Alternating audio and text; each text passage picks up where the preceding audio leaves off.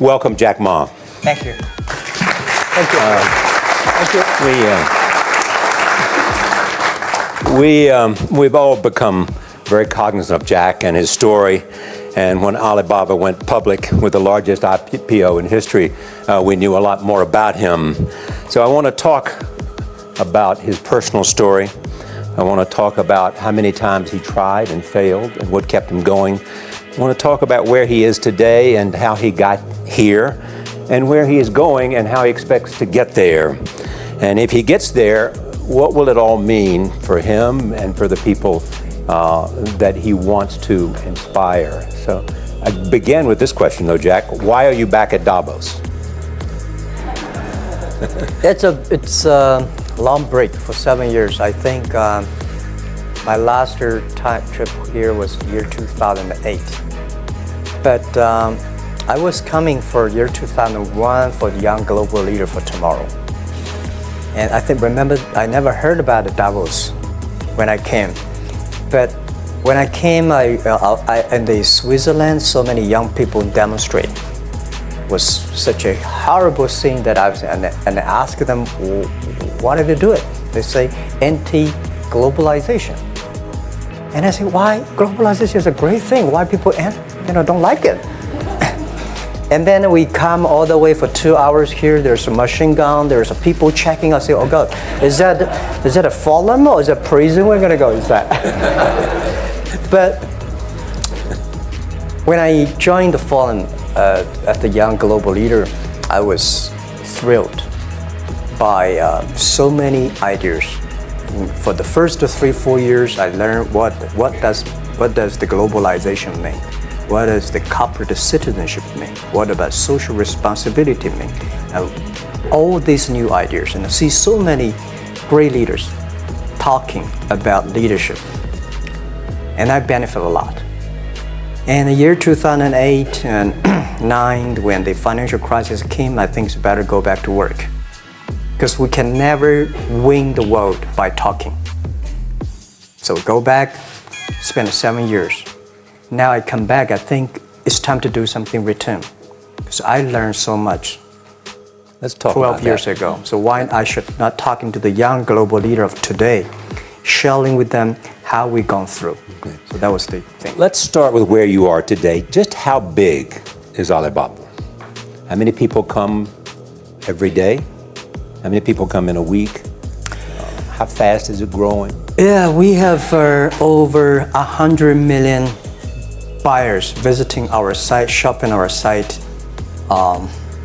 every day. And we created 100 million every day. We created 14 million jobs for China, directly and indirectly. And we grow from 18 people to 30,000 people, 18 people in my apartment, to now we have a 4 big campus.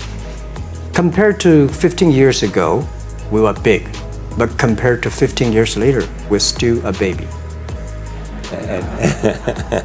How big will you be 15 years from now? I think 15 years ago, I told my team that 15 years, in the past 15 years, we grow from nothing to this size. And 15 years later, I want people to know about Alibaba, know Taobao, because it's already everywhere. I want 15 years ago when we talk about what is e-commerce, why small business can using this e-commerce, use internet, can do business across the nation. And I hope 15 years later, people forget about e-commerce because they think it's like electricity. Nobody thinks it's a high tech today. Now, this is something that I don't want 15 years later. We still walk on the street talking about why and how e-commerce can help people. Talk about the IPO. Did it exceed your expectations? Well, it's a pretty small IPO, 250. Yes. Yeah. The largest IPO in the history of Wall Street. We raised. And number 2 was a Chinese bank. Thank you. I remember year 2001. We went to raise some 5 million, 3 million venture capitalist dollars in the USA, and got rejected. And I say we come back raising a little bit more. But I think, what we think more about is for $25 billion, how we can spend the money efficiently, because this is not the money, this is the trust from the world, the trust from those people. They want you to do better jobs to help more people. They want to have a good return. So I think gives me more pressure, because when our market cap is bigger than IBM, or certain day we're bigger than Walmart. We're one of the top 10, 15 largest market cap company in the world. I told my team and myself, is that true? We're not that good. Because years ago, people say, Alibaba model is terrible. Does not make money, have this and that, all the big bad things, because Amazon is better, eBay is better, Google is better, and there's no such model like Alibaba in the USA. So I told myself and people, we were better than people thought. But today, when we are that big size, I said, no, we are not that good as people thought. We're just a company 15 years old. Average age is 27, 28 years old, young people. We're doing something that human beings have never tried. So I want to talk about the future. Let me take you back to when you were born in Hangzhou, where the headquarters still are. Yep. And your campus is there. You don't have a loot, don't move your loot. Your headquarters Your roots are there. Yeah, you found it there, loot there. You grew up in the 60s. 64. Born in 64. That was the time of the Cultural Revolution. Yeah, it was the end of the Cultural Revolution. It was, well, my grandfather was a tiny landlord, was considered, after liberation, was considered to be a bad guy. So I know how tough it was when I was a kid. You tried to get into 3 colleges. Each time they rejected you. No, I tried. There's examination that young people, if you want to go university, you have to take the examinations. So I failed 3 times. Right. But a lot of fail. I failed for funny things that I failed a key primary school test for 2 times, and I failed 3 times for the middle schools, and. You will never believe in Hangzhou, my city, there's only 1 middle school that lasts only 1 year.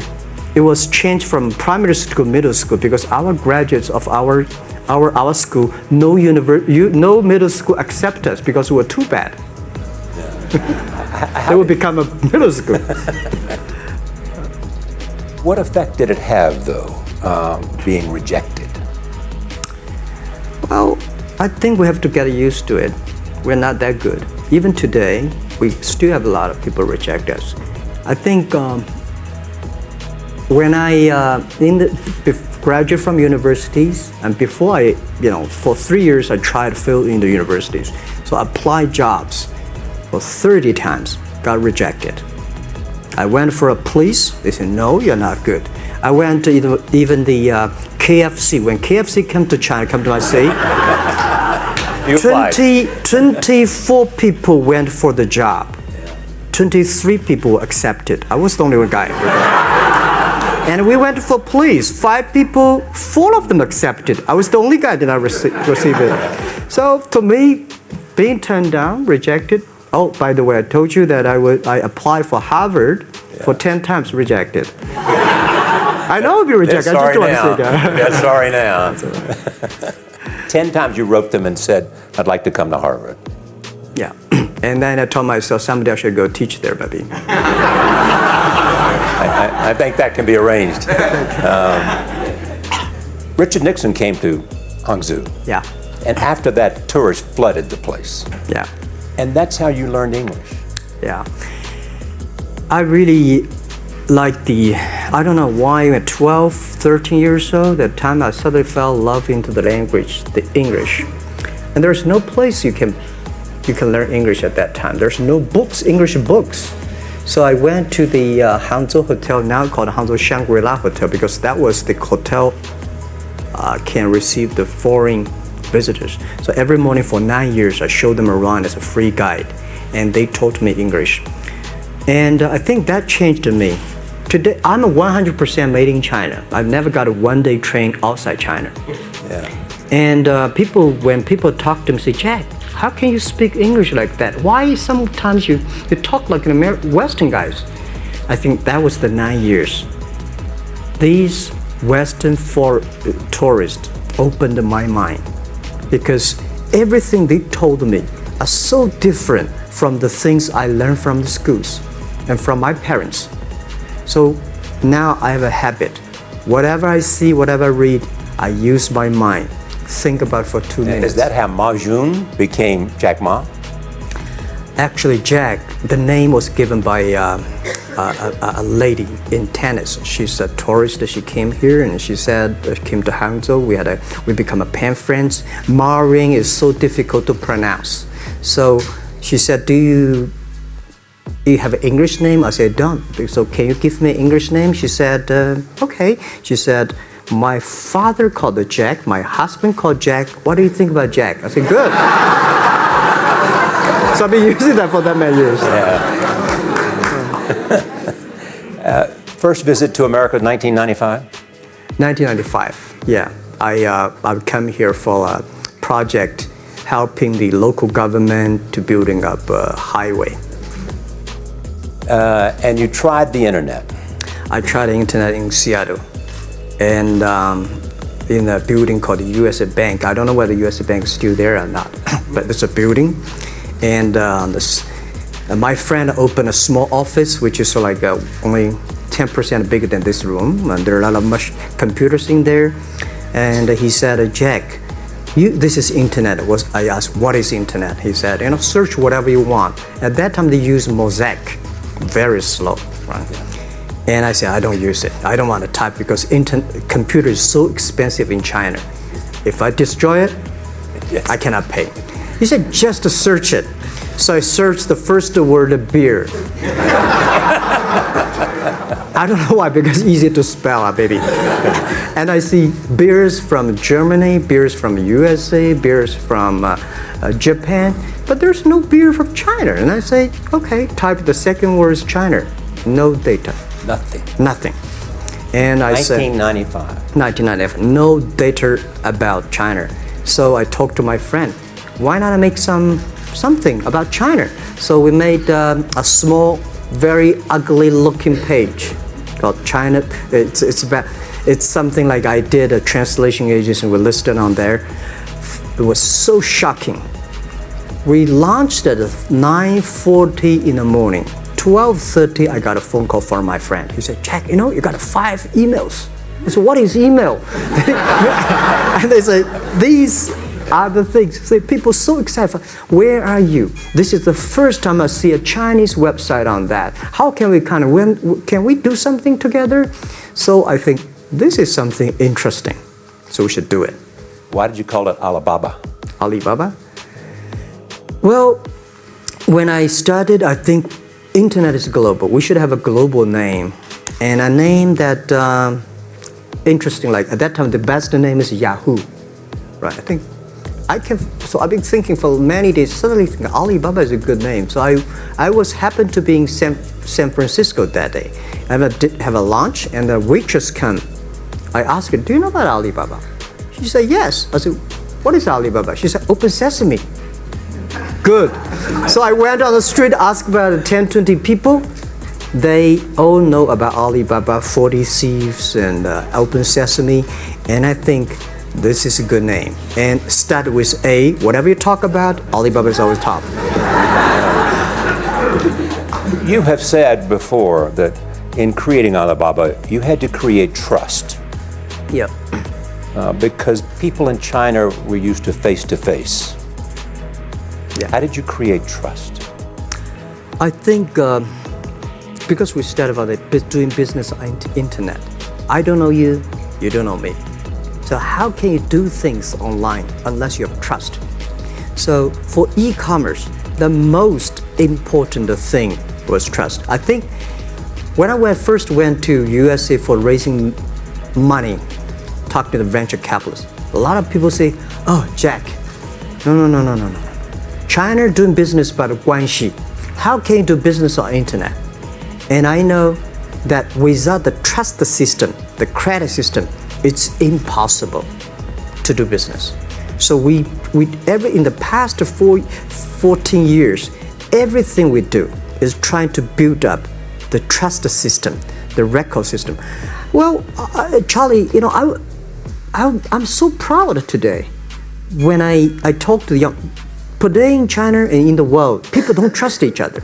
The government and people and media and everybody think, this guy's cheating. But because of e-commerce, we finish 60 million transactions every day. People don't know each other. I don't know you, I send products to you. You don't know me, you wire the money to me.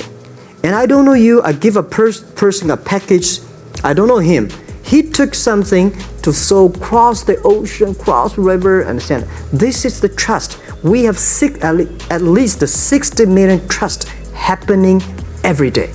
But you created it by creating an escrow account in the beginning. Yep. And so you keep the money until they got the product. Yeah. And then you release the money. That's true. I mean, the escrow service is about Alipay. When I this idea, I would love Davos, because it was a big decision. Because for first 3 years, Alibaba is just like e-marketplaces for information.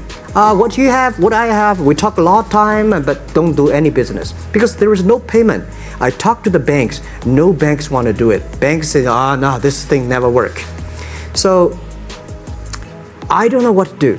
Because if I start to launch a payment system, it's against the financial legal laws. Because you have to have a license. But if I don't do it, e-commerce will go nowhere. So then I went to Davos. I listened to a leadership discussion. Leadership is about responsibility. And after I listened to that panel, I give a call to my friends, my colleagues in my apartment, say, do it now, immediately. If something wrong, the government not happy about that, if one body has to go to the prison, Jack might go to the prison. Because it is so important for China, for the world, to build up the trust system. And if you did not do it, I said, and do not do it properly, stealing money, money wash, no trust record, I send you to the prison. That was the thing. And people don't like it. So many people I talked to at that time for Alipay, they say, this is the stupidest idea you have ever got. But I say, I don't wear the stupid club as long as people use it.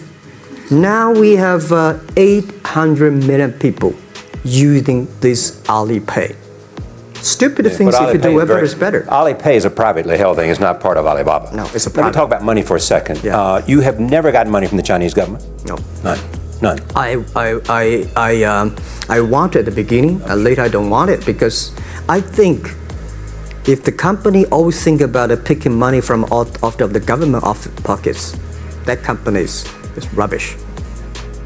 Think about how can you make money from the customers and market and then help customers succeed. That's our philosophy. No money from Chinese banks? No. I at that time I want, and now they want to give me, I don't want it. Yeah. All right. Your relationship with the government. Mm-hmm. Yeah. What's your relationship? I mean, if they didn't, here's what some say, that you have existed in an environment that's not, they have restricted competition for you. And that's a pretty good thing to do for a private company. Yeah. I think the relationship with the government for us is very interesting. For the first 5 years, because I've been working as a part-time jobber for a government organization called Ministry of Foreign Trade, 1997, for 14 months. And I learned that you should never rely on government organization to do e-commerce. And I started a business. I told my people and team, in love with the government, don't marry them. Respect them. And a lot of people say, well, government officers talking about internet, the censorship and this, that, and they worry about. I think it's the opportunity, it's a responsibility talking to them, tell them how internet can help. So you tell them we create jobs. Oh yeah, I think a lot of people debate and fight against them. And in the first 12 years, anybody come to my office, I sit down talking to them. How we can help economy, how we can create jobs, why China will improve by the internet. I think because internet that time is new to any government. And if you convince somebody, and you have the chance. So today I'm very talkative. That probably this is why I talk to so many people. So, I mean, the government comes to you and asks you to do something for them. Normally, when government comes say, Jack, can you do this project? I say no. I say no. I can introduce some friends who are interested in doing that for you. But if they continue to want me to do it, I say, okay, I do it, but I don't charge. I hope next time don't come to me again. But recently, we help some government organizations do it. For example, every Spring Festival, the train ticket is so difficult. Hundreds and thousands of farmers work in the cities. In the Spring Festival, they go to the hometown. But when they order tickets on the whole system crashed for 5 years. So I told my young people, go support them. Don't charge anything, because I don't want to see millions of farmers go back to city and they cannot buy the tickets. So it's something that it's not for money. It's something it's not for the government. It's for the millions of people.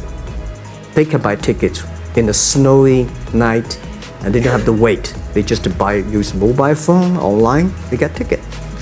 One way stop along the route to where you are in that big IPO was Yahoo. Jerry Yang gave you invested $1 billion. Yeah. $1 billion. Yeah. It turned out to be a pretty good investment for Yahoo.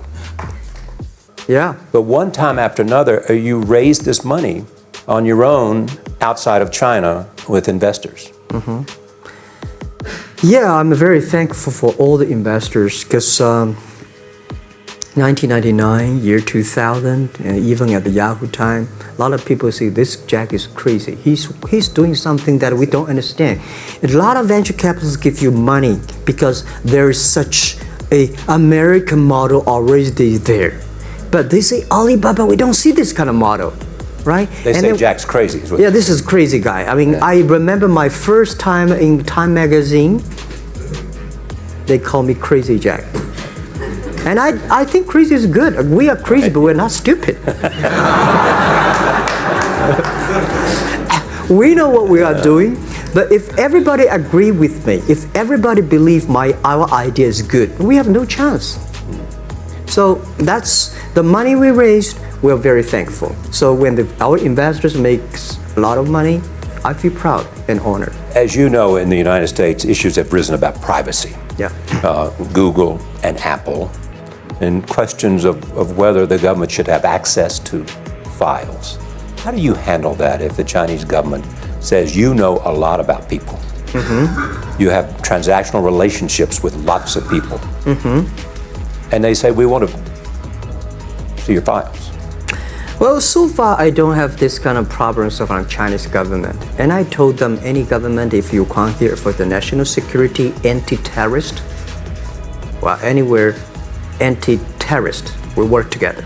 It's a criminal, we work. The rest of that, no. I said, we are a business. The data is so precious because we don't know how. Because if we give to anybody, it's going to be a disaster. And also about privacy issues. I think, just like hundreds of years ago, people say, I would rather put money under my pillow rather than put in the banks. But today banks, they're special. They know how to protect money much better than you do.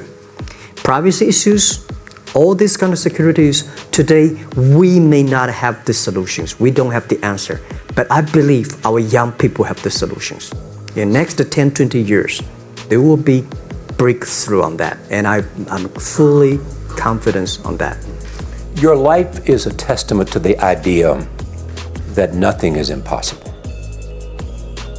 That if somebody says no, you say it's just the beginning.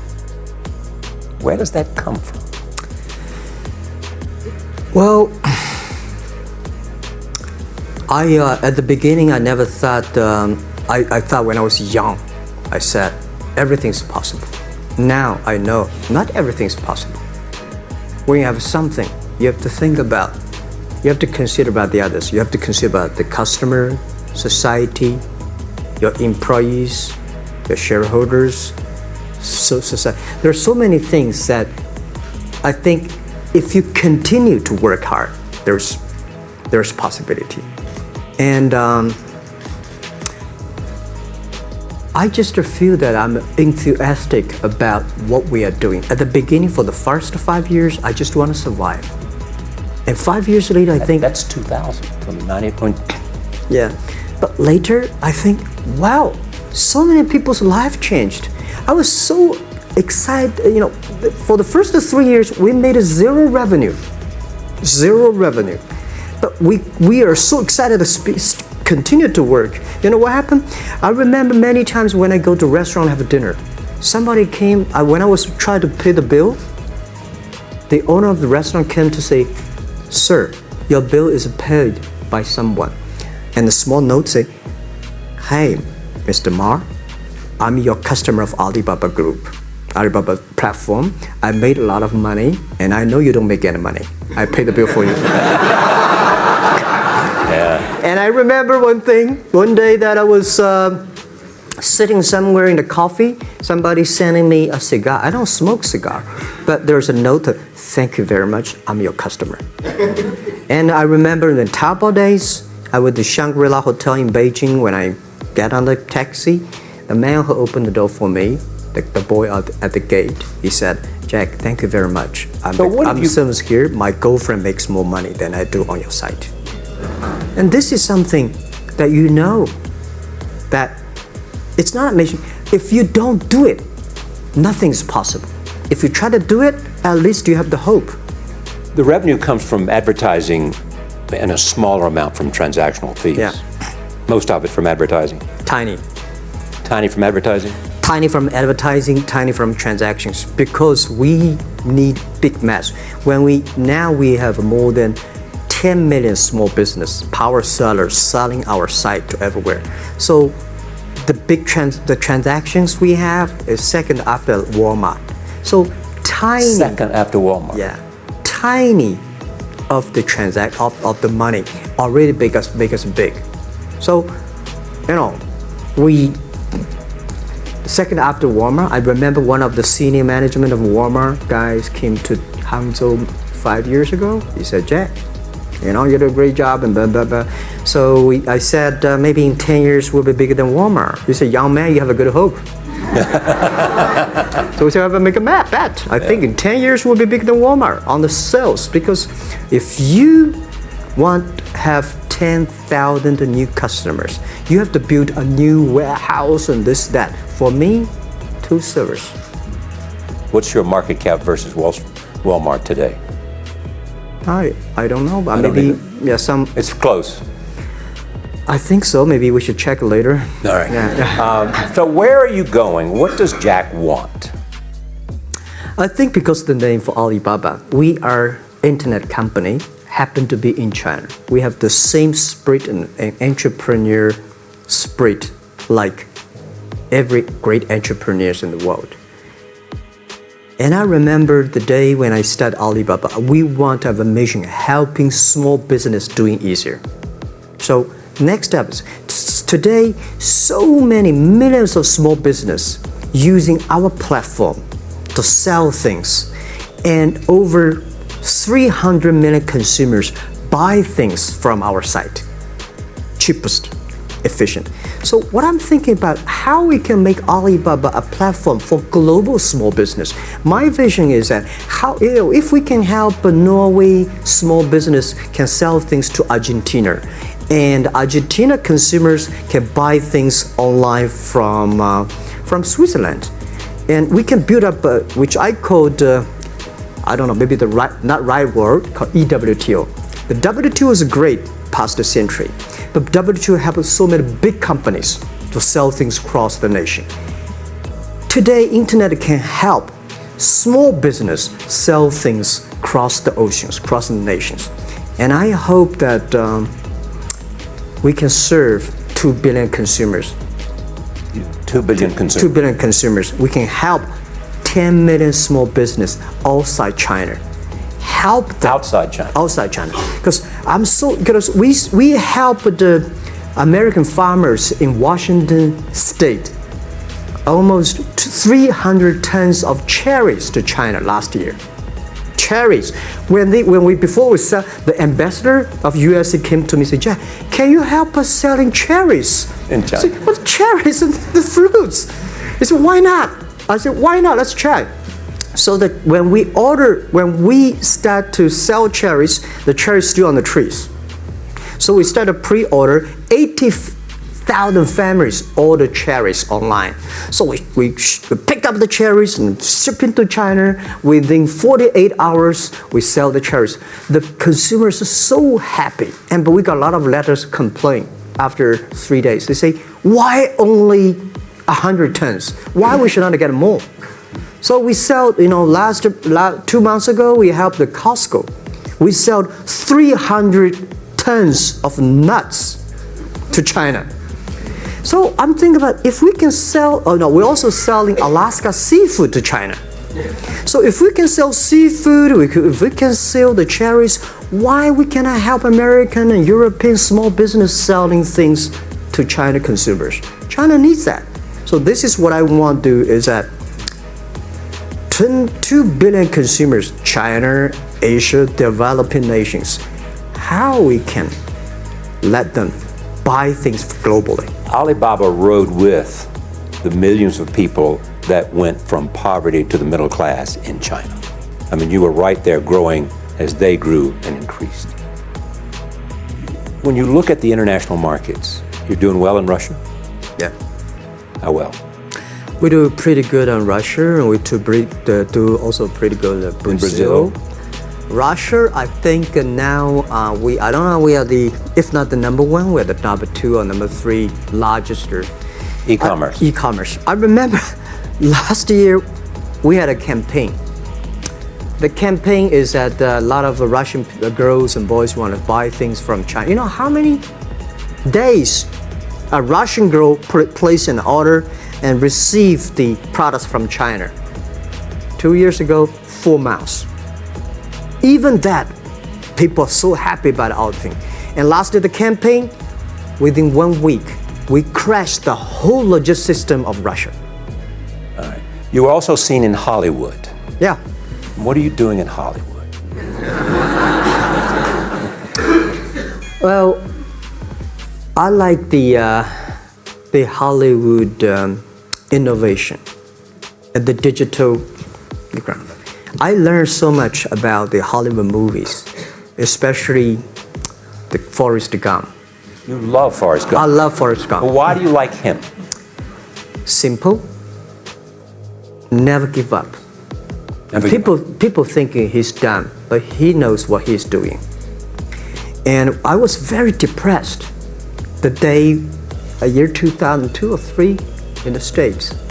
When a bit earlier than that. I was very depressed when I could not find out a way for the internet. And then I watched the movie in my friend's home, Forrest Gump.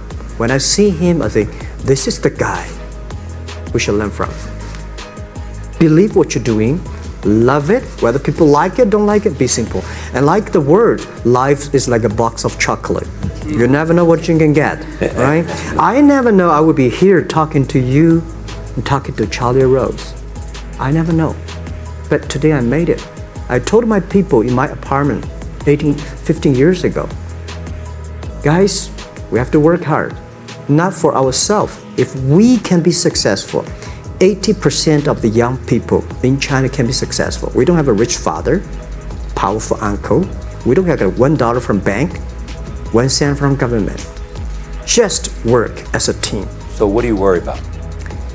I worry about it today. Young people, a lot of young people lose hope, lose vision, and start to complain.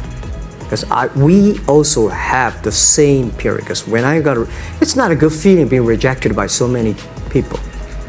We also depressed, but at least later we find that the world has a lot of opportunity. How you see the world, how you catch the opportunity. So, in the Hollywood gives me a lot of inspiration. You know? But you were out there for business. You were out there because you want to make movies and sell them. I want to make the movie for business-wise. We are e-commerce company. We have a lot of products that need logistic. But movie, TV, these are things you don't need logistic system. And movie probably is the best product that can help Chinese young people to understand. Because one thing I told the Chinese people, my friends, in American movie, all the heroes at the beginning, they look like a bad guy. Terrible things coming, they become a hero. And finally, they all survived. China, if you're a hero, all the hero died. So, because only dead people become the hero. So nobody want to be the hero. So you want to change the Chinese definition of hero? Yeah, I want to say hero. Today we have so many heroes who live in this world. Are you still writing these kung fu novels, or are you just reading them? I read them, and I start to write something. I think it's fun. The kung fu is something you start to think about something that you cannot do. But if you have some luck, if you continue to practice, if you got a good master, if you're a good team, you're an expert. So at least to make me, when I'm busy, when I'm tired or frustrated, I read kung fu books. And You also travel with a Tai Chi. Am I saying that right? A trainer. Tai Chi? Tai Chi. Tai Chi. Tai Chi, yeah. What does that do for you, other than keep you in good health? I love Tai Chi. Tai Chi is a philosophy about yin and yang. Tai Chi is about how you balance, how you work, like a competition. People say when I compete with eBay, say, you hate eBay. No, I don't hate eBay. It's a great company. They come, I go. Tai Chi is like, you fight here, I go over there. You put it on the top, I go to down, right? So it's a balance, right?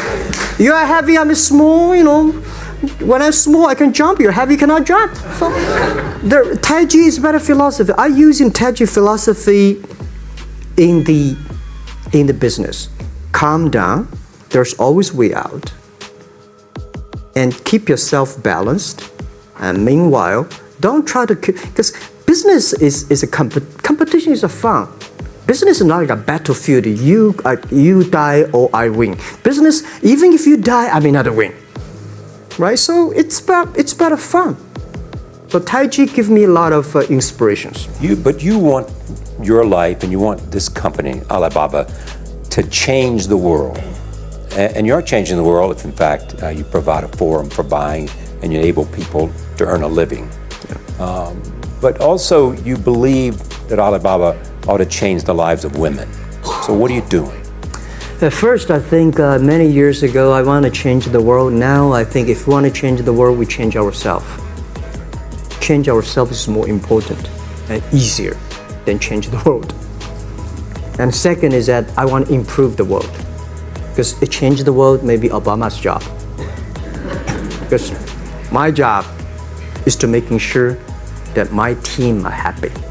Because my team are happy, they can make my customer happy. If my customer, they are all small business. When they're happy, we are happy. About women, one of the secret sauce for Alibaba's success is that we have a lot of women. What percentage of women among one Alibaba day employees? before, I think 2 or 3 months before we IPO, there's American journalist come to our company. She asked me a question. Jack, I've seen so many women in your company. I say, what's wrong? We have later we find that we have 47% of the employees of our company are women. How many? 47% of our company are women, and we actually had a 51 because we acquired some company these days. They have more men, so balance that. But these are women in top level positions. 33% of the management are women. And 24% of the senior management, very top level, are women. We have a women CEO, CFO, CPO, Chief People Officer, and we have everywhere. And I think so comfortable to working with them because women, in this world, if you want to win in 21st century, you have to making sure that making other people powerful, empower others, making sure the other people better than you are, then you will be successful. So I find the women, they think about the others more than they think about themselves. Yeah, women think about the kids, husband, parents much more than the man. And the user friendliness. A couple of things I want to talk about before we go, because we have less than a couple of minutes. China today, are you worried the economy slowed down? No, I don't worry about it. I think China is doing, it's slowing down is much better than keep on 9%. China today is the second largest economy in the world. It's impossible to keep 9% of the growth. If China still keeps the 9% of the growth of the economy, there must be something wrong. You will never see the blue sky. And you will never see the quality. China should pay attention to the quality of the economy. China should not. So if we have a lot of influence, like the Hollywood movies, things, and we have the sports and these things in the GDP, will be much better. So I think, just like a human growth, this body can never grow. Certain time, the slow of growth of the body is slow, but you should grow your mind, grow your culture, grow your value, grow your wisdom. I think China is moving to that direction. And you saw Modi in India? Pardon? Did you see Modi in India? Not yet. I'm looking forward to that. So you'll go to India. Yeah. Finally, there's this. You're one of the world's richest people. Your company is one of the world's richest companies. What do you want beyond Alibaba? Well, about richest people, I was really not happy in the past 3 months when people say Jack Ma is the richest people of China. Global celebrity, they said. No, I'm not. When I started business, you are. I never thought, because how many? Yeah, maybe I am. But I think 15 years ago, my apartment, my wife was at that time one of the 18 founders. I asked her, "Do you want your husband to be a rich person?" I never said rich person in China, rich person in Hangzhou. Or you want your husband to be a respected person? She said, "Of course, respected." Because she never believed, and I don't believe we'll be rich people. We just want to survive. But I believe when you have $1 million, that's your money. When you have $20 million, you start to have a problem. You worry about inflation, which is stock to buy and this, that, had it come. When you have $1 billion, that's not your money. That's the trust society give on you. They believe you can manage the money, use the money better than the government and the others. So I think today, I have the resources, do more things. With the money we have, with the influence we have, we should spend more time on the young people. And I would say, someday I'll go back to teach, go back to school, spend time with the young people and sharing with them what I know. So the money is not mine. I just happily and having these resources, and I want to do a better job. Just tell them your story. Yeah, tell them the story and tell them that if Jack, I don't think in this world there are a lot of people be rejected more than 30 times. If we, the only thing we never give up, the only thing we're like a Forrest Gump, we keep on fight, we keep on change ourselves. We don't complain. Whether you were successful or not successful, I find that people, when they finish the job, if they make the mistake, if they fail, if they always complain the others, this guy will never come back. If the guy only check himself, yeah, something wrong with me here, something wrong with me there, this guy has a hope. Jack, on behalf of everybody in this audience and a television audience around the world, thank you for taking your time to be with us. Thank you, Ray.